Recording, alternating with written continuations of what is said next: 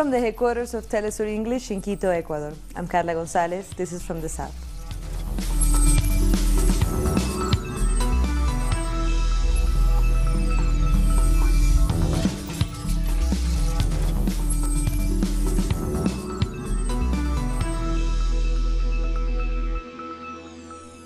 Indigenous people have blocked a major highway in Colombia after a week of anti-government protests. Protesters are demanding a meeting with President Iván Duque as they say the government breached the agreements regarding their lands. They also reject violence against leaders of their communities. Over the weekend, police repressed their social assemblies. It is worrying that the national government does not show a gesture of willingness to meet with farmers, and we are concerned about the fact that there might be a stronger confrontation than what we have had these past few days. Let's hear from our correspondent in Colombia, Tatiana Portela, who has more details. A protest known as Minga, promoted by indigenous communities, Afro-descendant people, and campesinos, have been taking place for a week in the Cauca department in the south of the country. Protesters have several requests for President Iván Duque. 4 months ago, both parties started negotiations to make agreements related to the property of lands by indigenous communities. But so far, the government has not fulfilled any of the proposals made in those negotiations, so the indigenous communities started their protests. A previous rally was heavily repressed by the riot police. A helicopter reportedly overflew the area and threw flares, something that is banned by international law. Protesters demanded that President Iván Duque visits the area and meets with indigenous, campesino, and Afro-descendant leaders. The goal is to restart the talks. In that meeting, they will ask the president to include a special section about indigenous communities in the National Development Plan, which includes all the government's policies in Colombia. They also ask for the respect of the peace agreements with the FARC. On Monday evening, a mobilization is expected in support of the peace agreements. That was Tatiana Portela from Colombia. Now to Mozambique. The president, Filipe Nyusi, fears that Cyclone Idai and the death toll could exceed 1,000 victims. The tropical storm has damaged 90% of the southern city of Beira, the most populated in the country after the capital, Maputo. A dam burst on Sunday, cutting off the last road remaining to the city of about 500,000 people. The official death toll in Mozambique still stands at 84. Cyclone Idai has left devastation and death across several countries of southern Africa.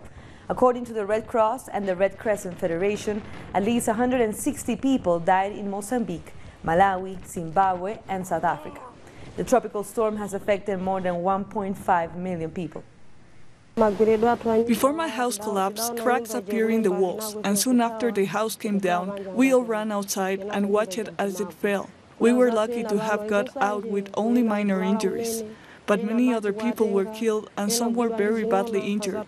Many more haven't been seen since the flood came. We heard crocodiles have eaten some people. I have lost all my belongings. We are receiving more women and children. Most of them are malnourished and they need urgent medical attention. Sadly, we don't have enough supplies. We are asking the government to move in fast to assist the sick and the malnourished. Some of these children have malaria, but we cannot treat them because we don't have the drugs. Others have diarrhea, and we need oral rehydration and zinc. The mayor of Utrecht in the Netherlands has said that at least 3 people were killed and 5 were injured in a shooting on a tram. Dutch security forces continue to look for a 37-year-old man suspected of the attack. Police has named the suspect and said they are still investigating a possible terrorist motive behind the attack. Authorities have strengthened surveillance at borders, public transportation stations, and major highways as the gunman is still on the run. Local media has reported that a witness saw a woman lying on the ground and several men ran away from the scene. Prime Minister Mark Rutte convened crisis talks, saying that he was deeply concerned about the incident. The moment we got the reports, we broke off coalition consultations, and then I went back to the office to get myself up to speed. We are going to investigate the motives very thoroughly, but I'm very concerned. And the government has raised the terrorism threat level to the highest possible in the province of Utrecht. Security was increased at schools, mosques, airports, and other transportation hubs. The Prime Minister of New Zealand, Jacinda Ardern, has said the government has agreed to work on tightening gun control laws. Police are on alert as the country reels from the killing of 50 people at 2 mosques in Christchurch. Cabinet today made in-principle decisions around the reform of our gun laws. I intend to give further detail of these decisions to the media and public before Cabinet meets again. Meanwhile, dozens of people have attended a special prayer at a mosque in Hong Kong for the victims of the mass shootings in New Zealand. This extreme violence is unprecedented in our history. It does not represent who we are as a country, and we utterly condemn those responsible and the ideology behind it. The death toll for floods in Indonesia has risen to 79 people. More than 4,000 have been displaced and dozens are injured and some are still missing. The disaster was triggered by torrential rain and landslides and has mostly affected the easternmost province of Papua. The evacuation process is still taking place, with affected areas that haven't been reached yet. Those displaced are being sheltered in 6 evacuation centers. We'll take a short break now. Don't go away.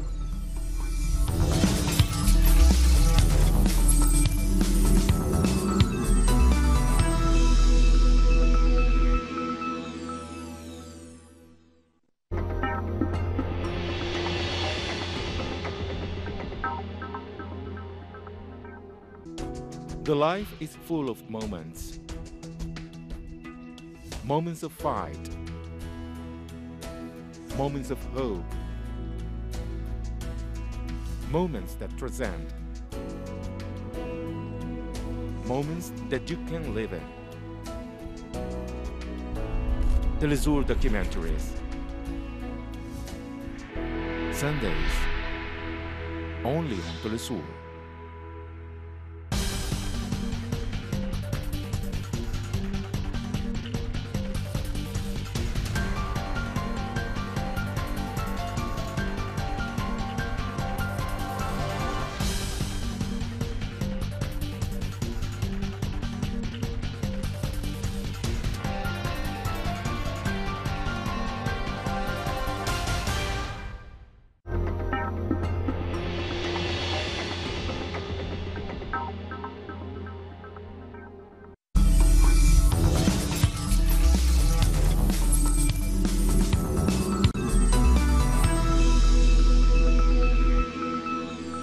Welcome back.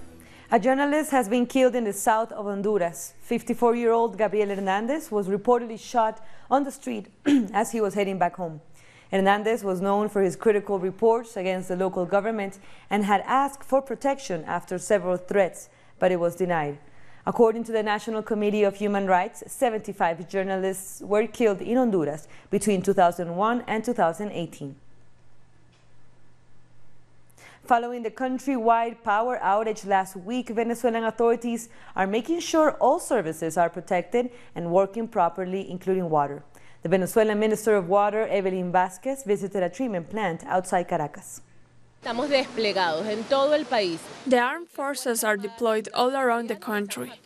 Today, we are visiting the water treatment plant called La Guairita to verify that water purification procedures work perfectly. The armed forces are also deployed here to secure the plant against possible opposition attacks. We have 100% of water pumps resettled, coming after 4 days of a very hard situation due to the criminal attack on our power grid. We are still recovering. We achieved 80% of recovery on average. In some places, we already achieved 100%. Farmers in the Dominican Republic have been greatly affected by the worst drought to hit the nation in 30 years. According to farmer unions, over 7,000 heads of cattle have died and many remain vulnerable due to water scarcity. This drought has been affecting the country since late 2018, with predictions saying conditions won't improve until May. A financial assistance package has been launched so farmers can receive some compensation for their losses. We have no water. The wells have dried up. There is only one river in our province that still flows. That's the Guayubín River. The Yaguajay River has dried up. The Cana River has dried up. The Bellaco River has dried up. The Gurabo is dry. The Maguana is dry. The Clavijo is dry. All rivers are dry. We only have one river with flowing water, and because it's far away, it's impossible to take all the cattle there. A high concentration of Saharan dust blanketing Trinidad and Tobago has reduced air quality to unhealthy levels. Authorities have warned of increased aggravation of heart or lung disease and possible premature death in persons with heart disease. Sand and dust from the Sahara Desert of North Africa is swept up in air currents and pushed over the Atlantic Ocean to the Gulf of Mexico and other nearby regions. For decades in Mexico City, dumpster diving and scavenging for food on the streets has been a means of survival for hundreds of people. However, the government of Andrés Manuel López Obrador aims to change the situation with a series of welfare programs.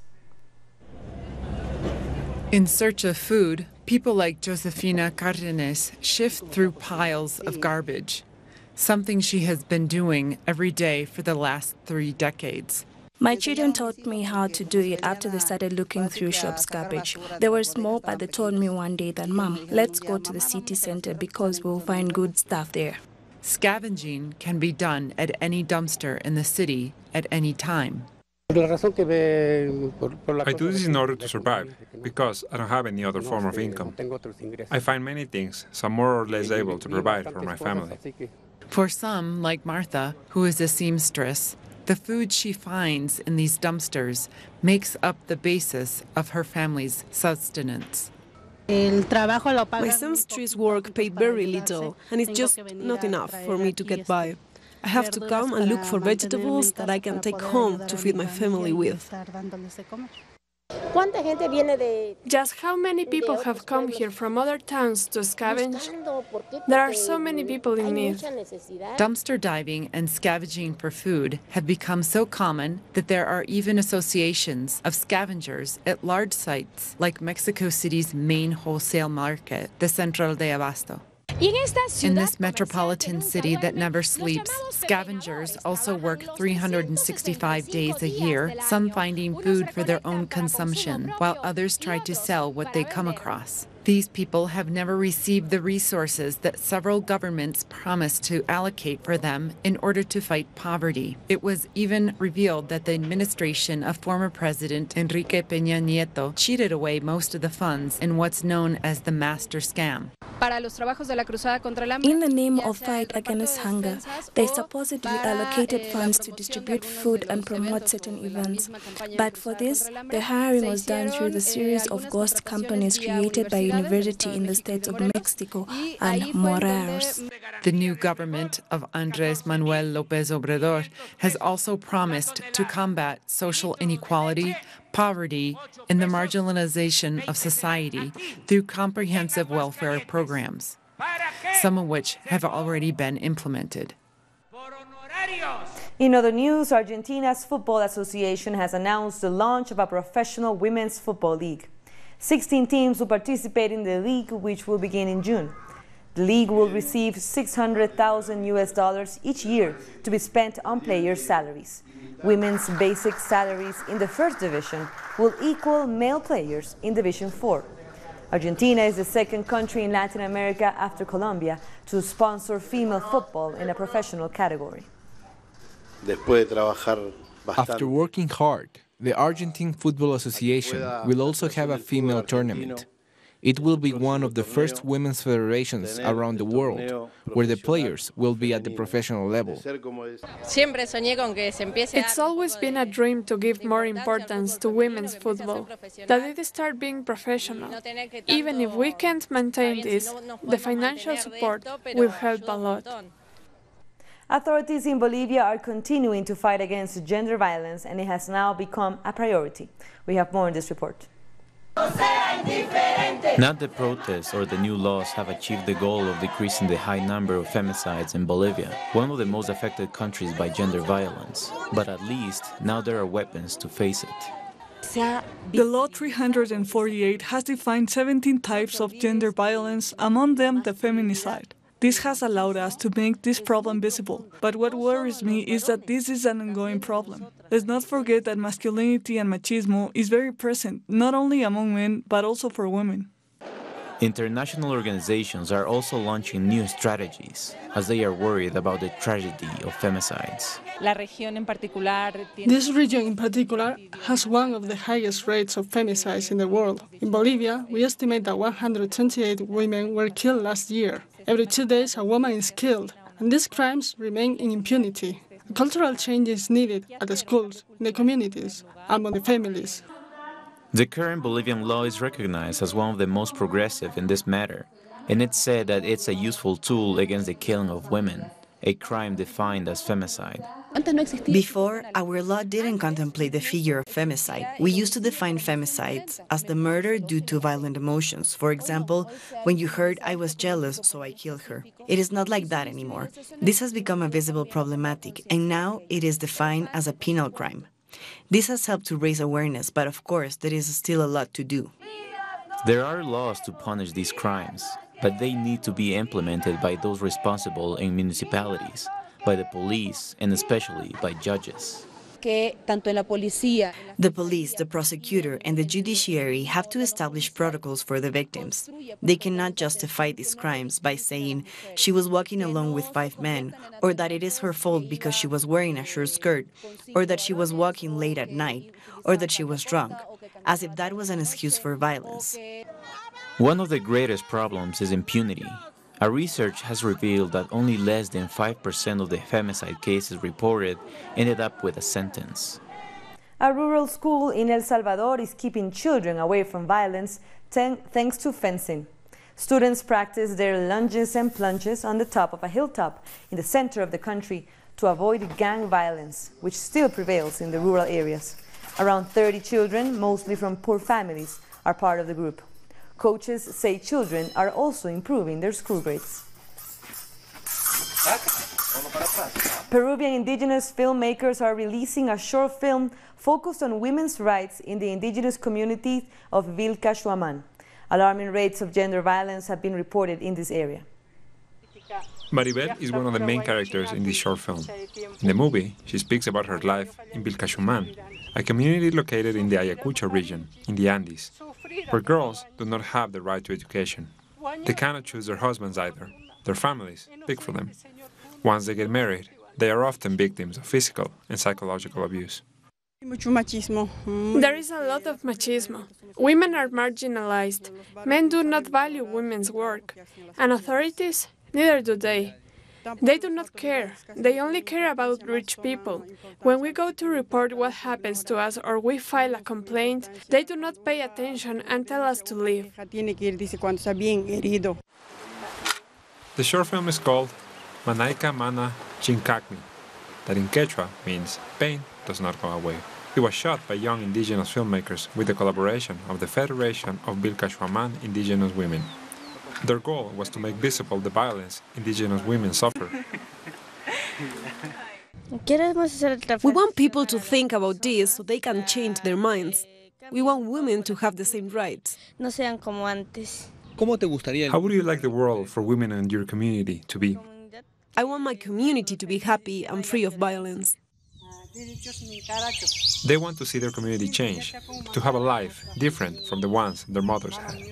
They want to achieve equal rights and freedom, as well as a world without violence. The rate of gender violence in the Ayacucho region is alarming. 51 femicides have been reported in the last year. 4,125 women reported being victims of physical, psychological, and sexual violence in 2018. Statistics sometimes don't take into account all different types of violence. As indigenous women, we suffered more discrimination due to our language and how we look. We also suffer discrimination because we don't speak very good Spanish. So there are different issues we have to face. This short film will be released in the Vilcashuaman community and will also premiere in different film festivals in Peru and around the world. We have more stories coming up. We'll be back.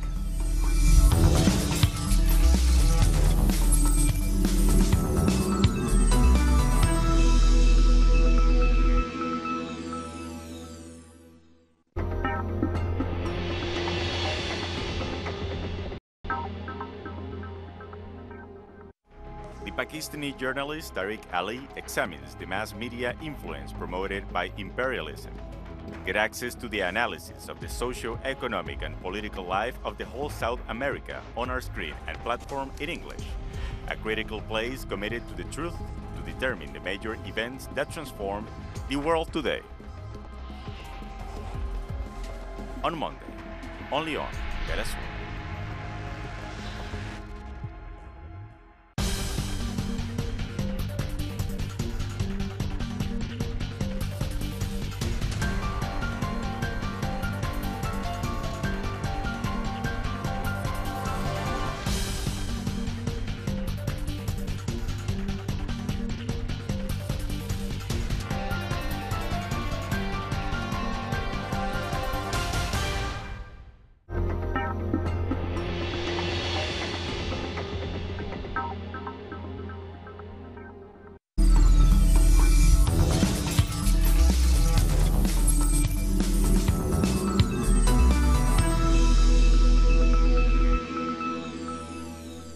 Welcome back.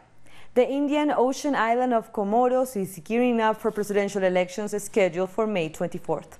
The ruling party candidate is tipped to beat the 12 candidates that are vying for the presidency. Opposition parties have, however, accused the ruling party of scheming to rig the polls. Elections will be held under a new constitution, which was adopted in a 2018 referendum that was boycotted by the opposition. It allows the president to hold 2 5-year mandates instead of 1. Joyce Banda has withdrawn from the 2019 presidential race. Banda has instead opted to endorse fellow opposition leader Lazarus Chakwera, who heads the Malawi Congress Party. Malawi will be heading to the polls in May to choose a new president and members of parliament. Banda was Malawi's first female president in 2012. I would like to therefore confirm and affirm the position that I have withdrawn my candidature and gladly and positively endorsed the candidature of Dr. Lazarus Chakwera. South Africans have been told to brace themselves for continued blackouts by utility company Eskom. Eskom said it's working with technicians in Mozambique to restore power supply through 2 power lines that went offline, cutting 1,000 megawatts of power from the grid. According to officials, the way forward is getting a reliable supplier to maintain the existing coal. As Eskom implemented stage 4 load shedding. The World Food Programme has suspended the distribution of super cereal in Uganda after dozens of people fell sick in Karamoja region. Since Friday, dozens of people have been hospitalized, complaining of stomach aches, fever, and showing signs of confusion. Government and the UN agency are still investigating whether the outbreak is linked to the cereal. The cereal was supplied to both the Ugandan and refugee communities. Military chiefs from Syria, Iran, and Iraq are meeting in Damascus to discuss security issues in the region and the withdrawal of U.S. troops from Syria. Our correspondent Hisham Wanous has the details. A tripartite military meeting is taking place in Damascus between Syria, Iran and Iraq, aimed at discussing security issues in the Tehran-Damascus routes for road transportation and how to safeguard the Syrian-Iraqi border and open 2 crossings of Al-Walid and Al-Qaim. The summit is taking place just ahead of military operations scheduled for late in April to target the forces that are occupying the province of Idlib. The withdrawal of U.S. troops from the country has been one of the main topics of debate, especially since Syria, Iraq and Iran say that the U.S. and its allies entered into Syria with the excuse of fighting the Islamic State group, but they say that what the U.S. are really doing is extending the conflict in Syria. The UN Special Envoy to Syria, Geir Pedersen, is also visiting the country for 3 days to discuss with authorities the best way to find a political solution to the conflict. Hisham Wanous, our correspondent in Damascus. In other news, with less than 2 weeks to go until the United Kingdom is due to leave the European Union, the Prime Minister's Brexit plans have suffered yet another reverse. The Speaker of the House of Commons has ruled that Theresa May cannot bring her agreement with the EU back for a 3rd vote, unless she changes the proposal first. Last week, the House voted to request a delay to Brexit. May hoped she might force through her deal this week and so avoid a delay of more than 3 months. The German capital public transport has offered women tickets at reduced price, marking the Equal Pay Day. The initiative aims at highlighting the pay gap between women and men. With the slogan, "Mind the Pay Gap," women will pay 21% less than usual. This will apply to public transport fares in Berlin during Monday. Nowadays, women in Germany earn less than their male colleagues for the same job. No, I work with a lot of women. I have worked with a lot of women who are my managers, and I think it's not fair. Men and women should be paid equally. That story brings us to the end of this news brief, but as you know, you can find these and many other stories by going to our website, telesurenglish.net. And for our viewers in Africa, you can find us on Starsat channel 461 in South Africa and channel 539 in Nigeria. And you can join us on social media as well. For Telesur English, I'm Carla Gonzalez. Thank you for watching.